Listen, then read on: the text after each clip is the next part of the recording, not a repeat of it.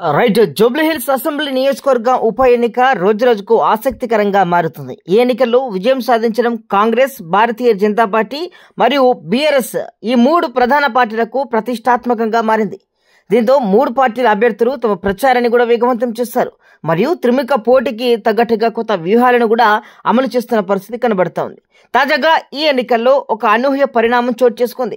దివంగత నాయకుడు పీజేఆర్ తనయుడు మాజీ ఎమ్మెల్యే విష్ణువర్ధన్ రెడ్డి నామినేషన్ దాఖలు చేయడం ఇప్పుడు రాజకీయ వర్గాల్లో సంచలనం సృష్టించింది.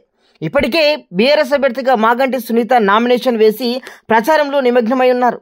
ఈ నేపథ్యంలో విష్ణువర్ధన్ రెడ్డి నామినేషన్ దాఖలు చేయడం కొత్త సమీకరణాలకు దారితీస్తుంది. అయితే విష్ణువర్ధన్ రెడ్డి నామినేషన్పై బీఆర్ఎస్ నేతలు స్పష్టతనిచ్చారు. ఇది ఒక ముందు జాగ్రత్త చర్య అని వారు పేర్కొన్నారు. మాగంటి సునీత నామినేషన్ను ఎన్నికల అధికారులు ఆమోదించిన వెంటనే విష్ణువర్ధన్ రెడ్డి తన నామినేషన్ ఉపసంహరించుకుంటారని వారు చెబుతున్నారు.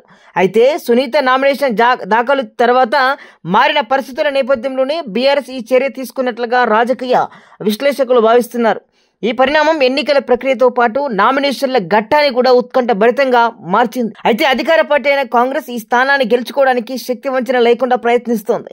మంత్రులు కూడా పార్టీ కీలక నాయకులు విస్తృతంగా ప్రచారం నిర్వహిస్తున్నారు. ఎంఐఎం మద్దతు ఈ ఎన్నికల్లో కాంగ్రెస్ పార్టీకి కలిసి వచ్చే అంశంగానైతే కనిపిస్తోంది. ఇక తమ సెట్టింగ్ స్థానాన్ని నిలబెట్టుకోవడం కోసం బీఆర్ఎస్ నాయకులు భావోద్వేగ అంశాన్ని ప్రచారంలో ప్రధానంగా వాడుతున్నారు. అయితే పార్టీలోని ప్రముఖులు సునీత తరపున ప్రచారం కూడా చేస్తున్నారు.